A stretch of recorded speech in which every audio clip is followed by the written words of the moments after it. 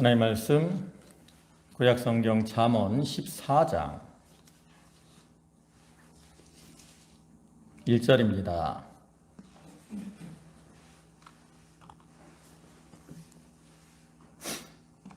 잠언 14장 1절 구약성경 페이지로는 925쪽.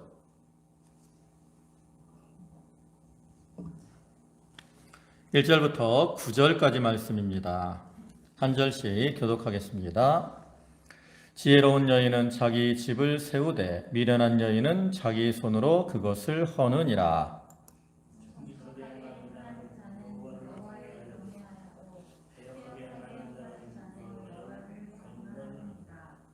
미련한 자는 교만하여 입으로 매를 자청하고 지혜로운 자의 입술은 자기를 보전하느니라.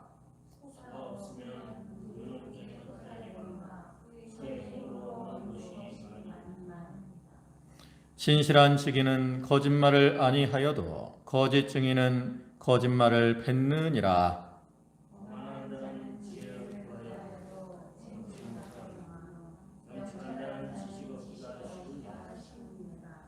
너는 미련한 자의 앞을 떠나라. 그 입술에 지식이 있음을 보지 못함이니라.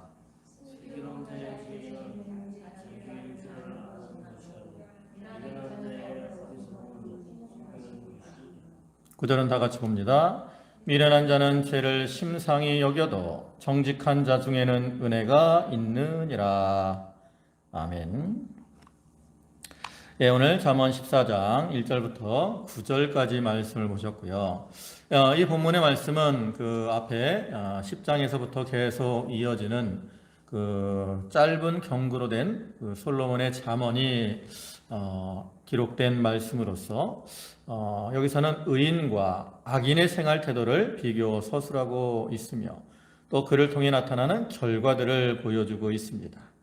그 중에서 이제 오늘 본문의 말씀은 그 미련한 자와 지혜로운 자의 삶의 모습과 그를 통해 나타나는 결과를 보여주고 있는 것이죠. 우리가 잠언 전체를 보면 이 잠언의 말씀은 우리 성도들에게 우리가 하나님의 백성답게 지혜롭게 살 것을 권면하고 있는 말씀입니다. 근데 우리가 많은 사람들의 모습을 보면 사람들이 하나님이 주시는 지혜, 즉 말씀을 따라 지혜롭게 사는 그러한 자들보다 세상 것을 따라가는 어리석은 모습으로 살아갈 때가 많이 있죠. 그러나 우리가 이렇게 세상을 것을 따라가는 삶은 일시적으로는 형통하고 또 즐거워 보일지는 모르지만 그것은 하나님이 원하시는 지혜로운 자의 삶이 아니기 때문에 말씀에서 떠난 삶이기 때문에 그 결과는 실패와 또 멸망일 수밖에 없는 겁니다. 반면에 말씀을 따라 사는 지혜로운 자의 삶은 이 땅에서는 오히려 힘들고 괴롭고 또 어려움이 닥쳐올 때가 많이 있습니다. 그러나 그러한 상황에서도 하나님이 그러한 자를 기뻐하시기 때문에 하나님은 그러한 자들에게 자비와 긍휼, 사랑을 더하시고 또 평강을 더하여 주신다라는 거예요. 또 거기서 그치는 것이 아니라 하나님은 그러한 자들에게 마침내 칭찬받고 상급받는 복된 자리로 그들을 인도해 주시는 거죠. 그래서 우리가 이 잠언을 볼 때 여러 가지 교훈들이 많이 있지만 가장 핵심이 뭡니까? 바로 지혜로운 자와 미련한 자. 오늘 본문에도 말하지만 그것이 이 잠언의 특별히 10장부터 이어지는 이 경구의 핵심이라고 할 수 있어요. 하나님이 우리에게 원하시는 그러한 삶의 모습은 이렇게 지혜로운 모습으로 살아가는 것. 이것이 잠언을 통해서 우리에게 주시는 교훈이라는 거죠. 우리가 이 말씀을 이제 마음에 새기고 지혜로운 자로서 내 생각, 내 뜻을 따라 행하는 것이 아니라 참으로 하나님이 기뻐하시는 그러한 뜻을 찾아서 지혜롭고 슬기로운 이러한 모습으로 살아가야 되는 겁니다. 오늘 본문에서 이제 지혜로운 자의 모습은 어떤 것인가 이렇게 여러 가지로 말씀을 하고 있는데 우리가 그러한 모습들을 살펴보고 하나님이 원하시는 그러한 지혜로운 자로 살아가는 성도들이 다 되도록 해야 되겠습니다. 1절부터 보시면 지혜로운 여인은 자기 집을 세우되 미련한 여인은 자기 손으로 그것을 허느니라. 우리가 잠언을 보다 보면 그 여자의 여인에 대한 어떠한 교훈이 또 이렇게 군데군데 나타나는 걸 볼 수 있죠. 그 중에서 이 본문에 나타난 이 구절은 여인에 대한 교훈 가운데 가장 중요한 부분 중에 하나라고 할 수 있습니다. 즉, 이 솔로몬은 이 말씀을 통해서 가정의 어떤 흥망이 이 여자의 손에 달려있다라고 말씀을 하고 있다라는 거죠. 물론 이 여인의 이 말이 이제 여자라고 표현하지만 그 여인으로만 한정된 건 아닙니다. 그러나 이 가정에서 여자의 역할이 얼마나 중요한가 솔로몬은 이 구절을 통해서 우리에게 보여주고 있다라는 거죠. 그래서 지혜로운 여인은 참 가정을 화목하게 하고 또 가정 식구들을 잘 돌아봅니다. 또 자기를 이렇게 꾸미고 단장하는 것보다 가정의 번성을 더 중요하게 생각을 하고 행한다라는 거죠. 그렇기 때문에 그 여인이 이렇게 이루어 나가는 가정은 참 화목하고 또 번성케 되고 가정이 든든하게 서게 된다라는 거예요. 반면에 이 미련한 여인은 어때요? 집을 헌다 그랬어. 왜냐? 이 미련한 사람들은 보통 자기만을 위합니다. 자기만을 꾸미는데 마음을 두고 또 부도덕하고 게으른 모습으로 행할 때가 많이 있다라는 거죠. 그렇기 때문에 이러한 사람들은 가정에 손해를 주고 그로 인해 가정을 헐고 화평을 깨트리게 되는 거예요. 그래서 실제로 어떤 이 가정을 보면 어떤 가정은 좀 가정이 힘들고 어려워 그 가정의 어머니가 참 가정을 위해서 헌신하고 또 남편이나 자녀들을 위해서 희생하고 또 알뜰하게 이렇게 잘 행함으로 그 가정들이 이렇게 좀 세워져가 나가는 이런 모습을 보기도 하죠. 반면에 어떤 사람은 좀 어떤 가정은 좀 풍요로운데 그 가정에 있는 이 여인이 자기밖에 몰라. 자기 꾸미고 자기 단정하는 거, 자기 놀러 다니는 거. 가족들은 뭐 어떻게 되든 자녀나 남편에게 관심이 없고 자기밖에 모르는 그러한 사람들도 있습니다. 또 그러한 사람이 이루어 나가는 가정은 그 모습이 어떨 것 같아요? 점점 가정이 허물어질 수밖에 없다라는 거죠. 여러분 우리가 최초의 가정이 누구의 가정입니까? 바로 아담과 하와의 가정이죠. 그 아담과 하와의 가정은 처음에 그 가정이 이룰 때는 얼마나 참 사랑이 넘치는 가정입니까? 아담이 하와를 보고 뭐라고 말합니까? 이는 내 뼈 중에 뼈요 내 살 중에 살이다. 너무나 그 아내를 귀하게 여기고 있잖아요.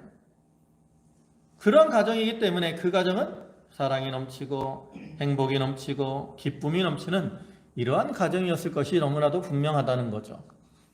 그런데 그 가정이 깨어진다라는 거죠. 창세기 3장에 오면 그 에덴 동산에서 그 가정이 깨어지는 모습을 우리가 살펴볼 수 있습니다. 아담이 하와에게 책임을 전가하고 하나님이 주셔서 나와 함께 한 저 여자 때문에 내가 선악과를 따먹고 죄를 범했습니다. 그 말을 할 때 아담이 사랑하는 마음으로 하와에게 그렇게 말을 했겠느냐라는 거죠. 여러분 가정에서 부부싸움 할 때 막 이렇게 싸우면서 마음에 사랑을 품고 그런 말로 합니까? 그렇지 않잖아요. 마음속에 벌써 그 사람에 대한 어떤 미움이 싹 텄기 때문에 막 욕을 하고 싸움을 하게 되죠. 아담이 하와를 이렇게 책임을 전가하는 것도 마찬가지예요. 아담의 마음속에 벌써 무엇이 들어왔어요? 미움이 들어온 거예요. 미움. 하와에 대한 미움. 내가 저 여자 때문에 우리 가끔 얘기해요. 내가 당신을 만나서 인생이 망쳤어. 그 말을 할 때는 마음속에 뭐가 있어요? 사랑이 넘칩니까? 아니라요. 이미 그 마음속에 뭐 평상시에는 사랑이 있을지 몰라도 그 말을 할 때는 이미 그 마음속에 뭐가 온 거예요? 미움이 있는 거라고.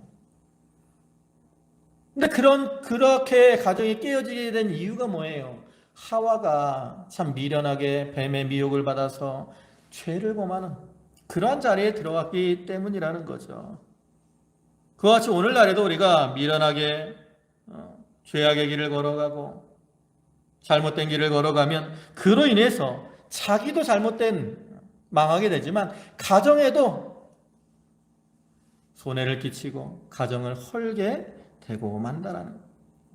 근데 이거는 뭐 그 가정에 대해 한정되는 게 아닙니다. 여자에게만 한정이 되는 게 아니에요.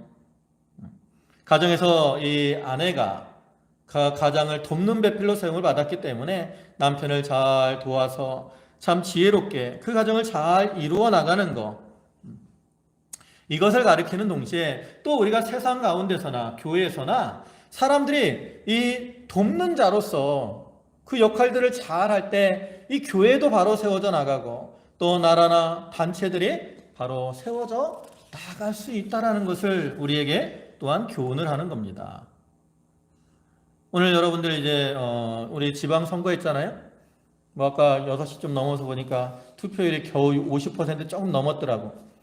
처음에 뭐 49점 뭐 47 뭐 나오다가 조금씩 해갖고 50% 겨우 넘은 것 같아요. 투표도 많이 했어요. 7개나 찍었다고. 7개, 그죠? 우리는 이제 도지사, 도의원, 또 군수, 군의원, 뭐 비례대표 해가지고 도에 대한 비례대표, 군에 대한 비례대표, 또 교육감 7개나 찍었어. 뭐 이제 뭐 각자마다 좋아하시는 정당도 있을 것이고 사람들이 있어서 투표를 하셨을 겁니다. 뭐 누구를 찍는 거는 뭐 본인들 선택이니까 뭐 그거는 자유롭게 찍으시면 돼요. 그러나 우리가 이제 일단 이렇게 투표가 끝나고 결과가 나와서 지도자들이 선출이 되면 그 이후에 우리가 좀 옆에서 잘 도와서 협력해서 일을 잘 해나가는 게 중요한 것 같습니다. 뭐 내가 뽑은 지도자라 그래서 그 사람이 다 항상 내 마음에 드는 거 아니에요. 내가 사랑해서 이 아내와 남편과 결혼했지만 내 남편이 항상 내 마음에 드는 거 아니잖아요. 또 내 아내가 항상 내 마음에 드는 거 아니라고. 그래도 우리가 사랑하며 살아가는 것처럼 지도자들도 마찬가지예요. 항상 내 마음에 드는 거 아닙니다. 그 사람이 하는 것이 내 마음에 맞지 않을 때도 있어요. 그러나 이제 처음에 일을 계획하고 할 때는 더 좋은 방법을 위해서 찾기 위해서 반대도 하고 또 뭐 이렇게 의논을 하게 되지만 이제 일을 하기로 결정이 되고 그랬으면 그 다음에 도우면서 협력해서 일을 잘 해나가는 게 단체나 국가를 또 교회를 잘 세워나가는 것이라고 생각을 합니다.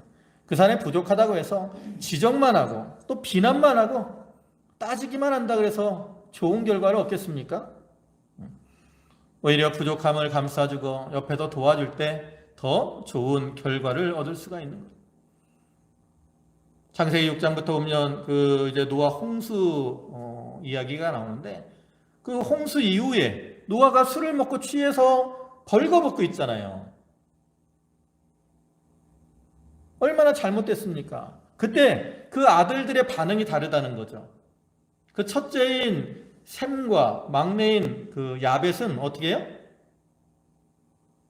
둘째가 먼저 함이 그 모습을 보고 나가서 이 형제들에게 아버지가 술 먹고 취해가지고 벌거벗고 있어. 그걸 드러냈다. 근데 이 셈과 야벳은 그 말을 듣고 이제 옷을 가지고 이 뒤로 들어가서 아버지 하체를 보지 않고 이렇게 이 옷으로 감싸줬다 그랬어요. 그 결과가 어떻게 됐습니까? 셈과 그 야벳은 축복을 받아서 대대손손이 잘 되는 이러한 축복을 받았죠. 반면에 함은 어떻게 됐습니까?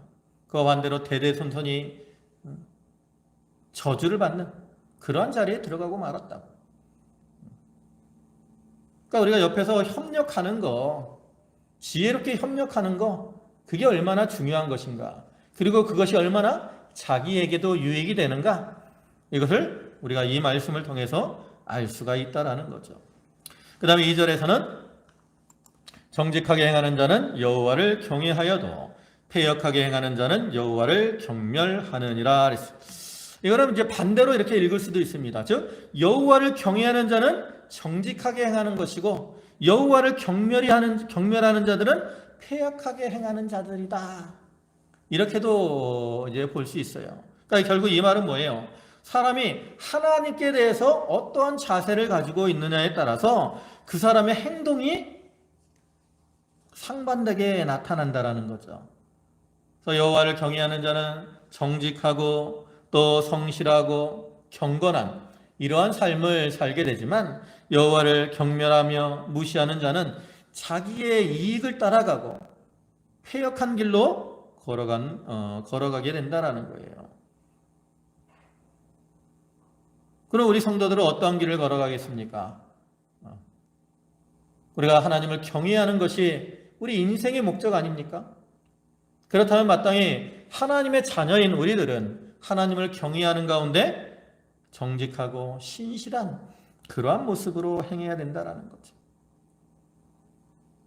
우리가 하나님을 믿고 또 하나님을 경외한다고 하면서 정직하지 못하고 거짓말을 일삼고 거짓된 이러한 모습으로 살아간다면 입술로는 하나님을 경외한다고 하지만 그 마음은 하나님을 무시하는 것이고 경멸히 여기는 것이고 하나님을 떠난 그러한 자들이라는 거예요. 그렇기 때문에 그러한 자들은 결국 어떻게 되겠습니까? 하나님의 심판을 당할 수밖에 없다라는 거죠. 그러니까 우리 성도들이 정직하게 살아야 되는 이유가 여기 있는 거예요.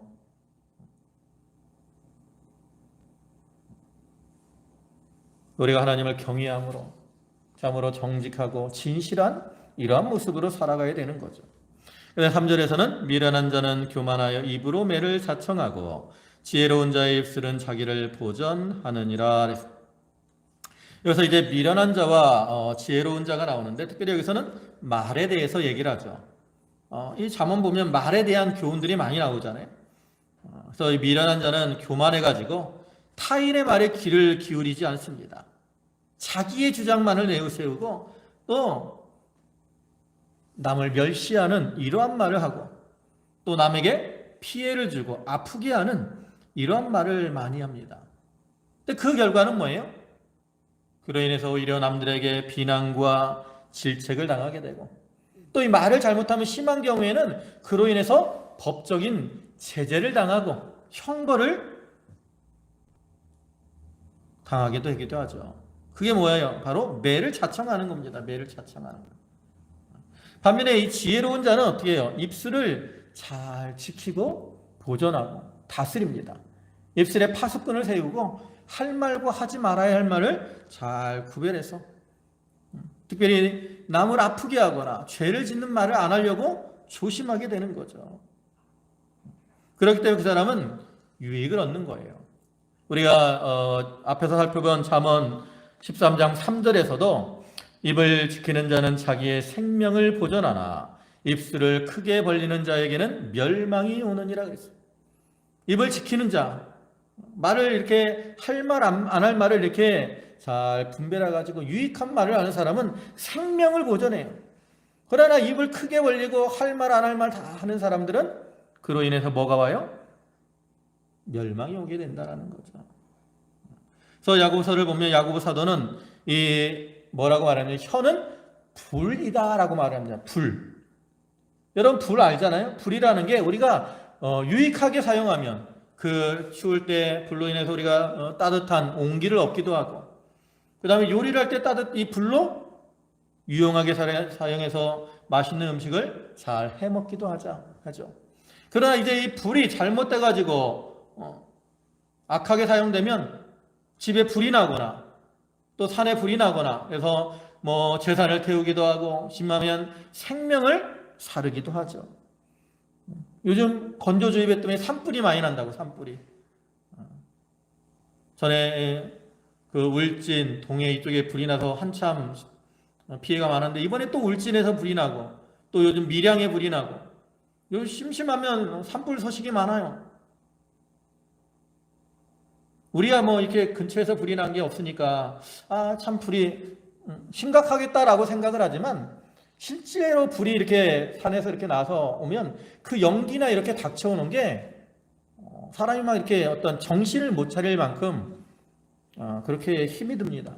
저희가 옛날에 이제 기도원, 광주 기도원 이제 항상 한참 이제 새로 해서 뭐 나무 심고 막 그럴 때 제가 뭐 지금부터 벌써 20년 넘었겠네요. 제가 그쪽에 가서 이제 4월 5일 날 기도원 봉사가 있어서 갔는데 갑자기 저쪽에서 막 연기가 나는 거예요. 나무 심고 있는데.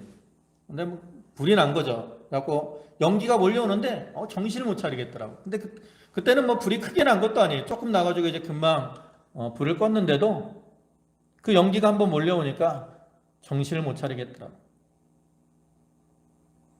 그래서 이러한 불들은 사람들에게 큰 해를 끼치는 거죠. 그같이 말도 마찬가지예요. 우리가 말을 잘 사용하면 그것이 다른 사람에게 위로를 주고 또 상처를 치료하기도 하고 또 기쁨을 주기도 합니다. 반면에 그 말을 잘못 사용하면 우리가 그것이 다른 사람을 아프기도 하고 손해를 끼치기도 하는 그러한 것이 된다라는 것을 우리가 기억해야 돼요. 그래서 입술에 파수꾼을 세우고 참 은혜로운 말, 유익한 말, 이러한 말을 하는 자들이 참으로 지혜로운 자라는 거죠.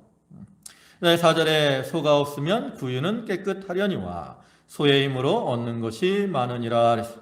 이거는 이제 우리가 부지런히 일을 해야 될 것을 말하는데 소가 없으면 어때요? 소 키우는 수고를 안 해도 되니까 힘이 덜 들고 또 소가 없으면 구유 뭐 음식 같은 걸 안 넣고 소가 뭐 이렇게 배설물 같은 거 안 하니까 깨끗하죠. 그러나 반면에 소가 있으면 그 소를 키우느라고 수고는 하지만 소를 통해서 얻는 유익들이 많다라는 거죠. 물론 오늘날에는 뭐 우리가 소를 가지고 농사를 짓거나 하지 않지만 옛날에는 소를 가지고 소를 키우면 그걸 가지고 이제 뭐 논밭을 갈 때 사용을 하기도 하고 소의 짐을 실어서 운반하기도 하고 또 소의 어떤 배설물을 가지고 두엄을 만들기도 하고 또 어떤 소들은 젖을 짜기도 하고 이렇게 여러 가지 유익들을 준다는 거예요. 그러니까 힘들고 어렵더라도 그러한 유익을 생각하고 소를 길러 나가게 되는 거죠. 그러니까 우리가 수고와 노력을 아끼지 않아야 소를 통해 얻는 것과 같은 유익을 얻게 된다는 거예요. 근데 이거는 영적으로도 마찬가지입니다. 우리가 신앙생활을 할 때 이 소를 키우는 것과 같은 그러한 힘들고 어려운 그러한 일들이 닥쳐올 때도 있다라는 거죠. 그러나 그러한 상황에서도 우리가 힘써 그것을 감당하면 이제 소를 통해서 얻는 것과 같은 그러한 유익들을 얻게 되는 거예요. 결국 우리는 힘들고 어렵다 그래서 아무것도 안 하고 가만히 있으면 유익이 없어요. 반면에 저희가 수고하고 헌신하고 열심을 다하면 그를 통해 얻게 되는 유익들이 반드시 있는 거죠. 우리 세상적으로도 우리가 부지런하고 열심히 일해야 되고요. 신앙적으로도 우리가 부지런하고 열심히 일할 때 더 많은 유익과 복을 받게 되는 겁니다. 5절에 신실한 증인은 거짓말을 아니하여도 거짓 증인은 거짓말을 뱉느니라. 여기 거짓 증인은 거짓말을 뱉는다 그랬는데 이 뱉는다라는 말은 숨을 이렇게 내쉬다라는 이러한 뜻이에요. 그러니까 이러한 사람은 어떠한 거리낌이 없이 습관적으로 거짓말을 하는 것을 가리키죠. 특별히 증인은 어디서 이렇게 증언하는 겁니까? 법정에서 증언하는 자들이잖아요. 그 법정에서 증언을 할 때는 맹세까지 한다고 나는 진실만을 말할 것을 선서합니다. 그런데 그 자리에서 왜 거짓을 말해요? 자기의 이익을 위해서 거짓말을 하는 거죠.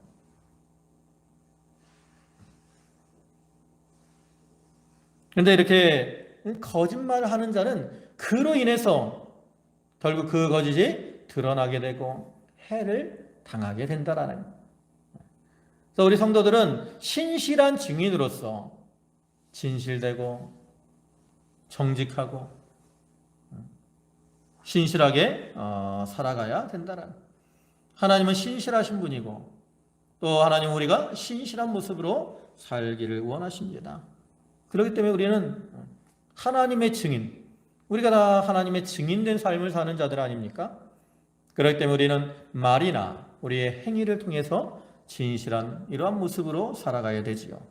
또 6절에는 거만한 자는 지혜를 구하여도 얻지 못하거니와 명철한 자는 지식을 얻기가 쉬우니라. 너는 미련한 자의 앞을 떠나라. 그 입술에 지식 있음을 보지 못함이니라. 여기 거만한 자와 이제 미련한 자가 나옵니다. 여기 거만한 자나 미련한 자들은 어떤 자들입니까? 하나님을 모르는 자들이고 하나님의 지식이 없는 자들이에요. 그렇기 때문에 그러한 자와 함께하면 그도 결국 어떤 길을 걸어가느냐? 미련한 자가 되어서 미련한 길을 걸어가고 잘못된 길, 죄악의 길을 걸어가게 된다라는 거죠.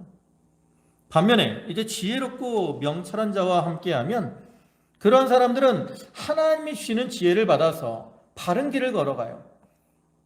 그리고 그들이 바른 길을 걸어가면 그와 함께하는 자들도 어떤 길을 걸어가겠습니까? 당연히 바른 길을 걸어가게 되는 거죠. 그러니까 이거는 우리가 어떤 자들을 사귀어야 되느냐? 지혜롭고 명철한 자를 친구로 삼아야 될 것을 말하는 거죠. 우리나라 속담에 친구 따라 강남 간다라는 말이 있어요. 이 말은 우리가 어떤 친구를 사귀느냐에 따라서 그 사람의 인생이 참 많은 영향을 받는 것을 보여주죠. 그래서 성경에 보면 그 다윗의 아들인 압살롬이라는 사람이 아니 암논이라는 사람이 있잖아요. 근데 암논이 그 자기의 이복 누이인 다말을 강간하게 된다고. 연애해서 연애를 했지만 나중에 강제로 강간하고 내어줬잖아요. 근데 그거 왜 그렇게 했어요? 그 옆에서 그 친구가 그 암논의 친구가 나쁜 말로 그렇게 가르쳐 준 거예요. 그러니까 이 암논은 결국 친구를 잘못 사귀었기 때문에 잘못된 길을 걸어가고 자기도 죽고 그 다윗의 왕조에 큰 영향을 미치고 그 나라에도 큰 손해를 끼치게 되었다라는 거죠. 반면에 이제 다윗과 요나단은 서로에게 좋은 친구가 되잖아요. 그래가지고 이 요나단은 다윗을 자기의 생명과 같이 사랑했다고. 하나님이 사울 뒤에 자기가 왕이 될 수 있는데 요나단은 하나님이 다윗을 왕으로 세운 걸 기뻐하시면서 자기 왕위를 포기하면서까지 다윗의 생명을 살렸다고. 얼마나 좋은 친구입니까? 그러니까 우리도 인생에 있어서 우리가 좋은 친구를 사귀어야 돼요. 신앙적으로도 좋은 친구가 돼야 되고 좋은 친구를 사귀어야 됩니다. 여러분 우리가 신앙생활하면서 좀 다른 사람들, 내 주위의 사람들에게 신앙에 유익을 끼쳐야 됩니다. 그게 신앙이 좋은 친구죠. 특별히 우리는 누구를 친구로 사귀라고 말씀을 합니까? 예수님을 친구로 사귀라고 말씀을 하죠.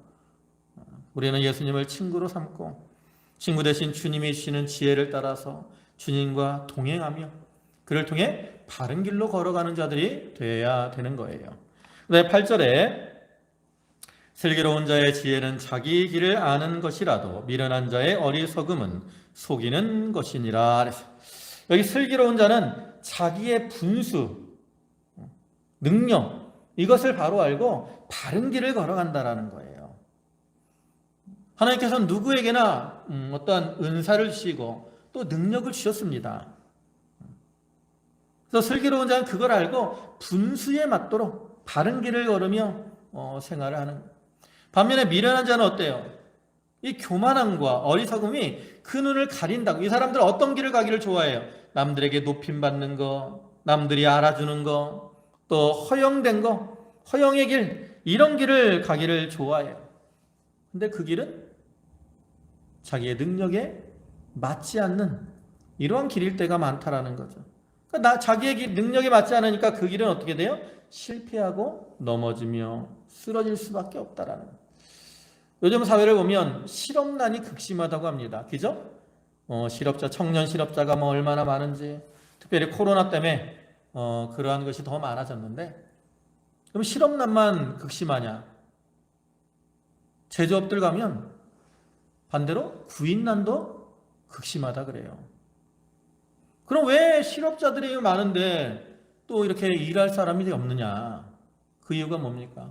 사람들이 편한 거, 돈 많이 받는 일, 이런 것들만 원하고 좀 힘들고 어려운 일, 이러한 일들은 잘 안 하려고 하기 때문이라는 거죠. 그러나 하나님이 우리에게 주신 교훈은 노동은 신성한 겁니다. 하나님이 아담을 징계하시면서도 아담에게 하신 말씀이 뭐예요? 네가 수고하고 땀을 흘려야 식물을 먹을 것이다 그랬어요. 열심히 일을 하라고 하는 그런 하나님의 명령인 겁니다. 그래서 서양에서는 이러한 직업에 대해서 어떤 기술 이런 것들을 아주 존중하죠.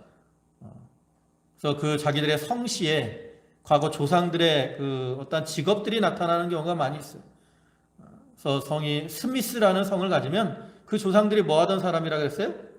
대장장이야, 대장장. 또 우드라는 성을 가진 사람들은 조상이 뭐 하던 사람인 것 같아요? 목수나 벌목하던 사람이에요. 그런 직업들을 소중히 여기는 거죠. 그래서 오늘날 우리가 하나님이 나에게 주신 그 능력, 은사, 우리가 분수를 기억하고 높은 데에만 마음을 두지 말고 자기에게 주어진 그 자리에서 열심히 살아가야 됩니다. 열심히. 에베소 5장 15절을 보면 그런즉 너희가 어떻게 행할지를 자세히 주의하여 지혜 없는 자같이 하지 말고 오직 지혜 있는 자같이 하여 그랬어요. 어떻게 행할지를 자세히 아는 거, 이게 어떤 자라는 거예요? 지혜로운 자라는 거예요. 내가 어떻게 살아가야 되는가, 내가 주어진 이 자리에서 어떻게 살아가야 되는가를 바로 알고 그에 맞게 살아가는 자들이 지혜로운 자라는 거죠. 그래서 우리는 슬기로운 그 자로서 자기 길을 바로 알고 바로 행해야 되는 거예요. 네, 마지막 9절에는 미련한 자는 죄를 심상히 여겨도 정직한 자 중에는 은혜가 있느니라. 여기 미련한 자는 죄를 심상히 여긴다 그랬는데, 심상히 여긴다라는 말은 우습게 여긴다라는 말이에요. 그러니까 이 사람은 죄를 지어놓고도 어떻게 여겨요? 양심의 가책을 받지 않아요. 무감각하게 살아갑니다. 그러나 우리가 이렇게 죄에 대해서 무감각한 자들은 어떻게 되겠습니까? 자꾸 어떤 길을 걸어가겠어요? 죄의 길을 걸어갈 수밖에 없다라는 거죠. 그래서 우리는 양심이 화인 맞아서 죄에 무감각하면 안 됩니다. 우리는 죄에 대해서는 우리의 양심이 민감해야 돼. 아, 이게 죄구나. 이거를 잘 분별해야 됩니다. 그래야 죄를 떠나서 정직한 길을 걸어갈 수 있고, 그러한 자들에게는 하나님의 은혜가 임하게 된다라는 거죠. 그래서 여기 말씀은 이렇게 지혜로운 자와 미련한 자에 대해서 여러 가지로 말을 하는데, 지혜로운 자는 참 잘 도와서 지혜로운 여인과 같이 집을 세우는 자들이고, 또 정직하게 행하는 자들이고, 말에 주의하며, 또 부지런한 자이고, 자기의 분수를 따라 바른 길을 행하고 죄를 떠난 이러한 자들이라고 여기서 쭉 말씀을 하고 있습니다. 우리가 이 말씀을 기억하면서 참 우리가 하나님이 주시는 지혜를 받아서 하나님이 원하시는 그러한 바른 길을 잘 걸어감으로 하나님을 기쁘시게 하고, 또 그를 통해서 하나님이 주시는 여러 은혜와 은총, 또 평안과 기쁨, 이것을 누리며 사는 그러한 성도들이 다 되도록 해야 되겠습니다. 아멘. 기도하시겠습니다. 전능하신 아버지 하나님, 죄와 허물 가운데 멸망당할 수밖에 없던 미련한 자이었던 저희들을 하나님이 부르시고 또 우리에게 지혜와 명철을 주셔서 우리가 걸어가야 될 바른 길을 교훈해 주셨사오니 감사를 드립니다. 우리가 지혜로운 여인과 같이 집을 세우는 자들이 되게 하여 주시옵소서. 아버지 하나님, 또한 저희가 정직하게 행하게 하시고 또 입술에 말에 주의하며 또 부지런하게 행하며 자기의 분수를 알아 자기 길을 바로 걸어가고 또 죄를 멀리하는 이러한 삶을 살아갈 수 있도록 도와주시옵소서.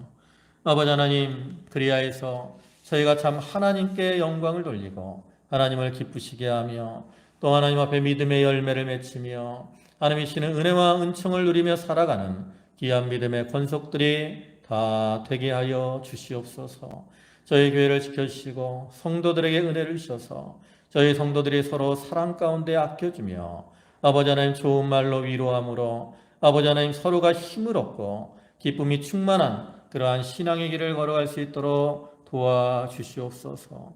또 이제 선거를 마치고 새로운 또 일꾼들이 선출이 될 것인데 아버지 하나님 저희들이 그를 도와서 그들의 바른 길로 또 나라와 지역을 위해서 헌신할 수 있도록 기독해 하시고 아버지 하나님 그들이 그 세우신 일꾼들이 참 나라와 민족을 위해 또 국민들을 위해 헌신함으로 이 나라가 든든히 서고 저희가 그 가운데서 평안을 누리며 살아갈 수 있도록 은총을 더하여 주시옵소서. 모든 말씀 예수님의 이름으로 기도 올리옵나이다.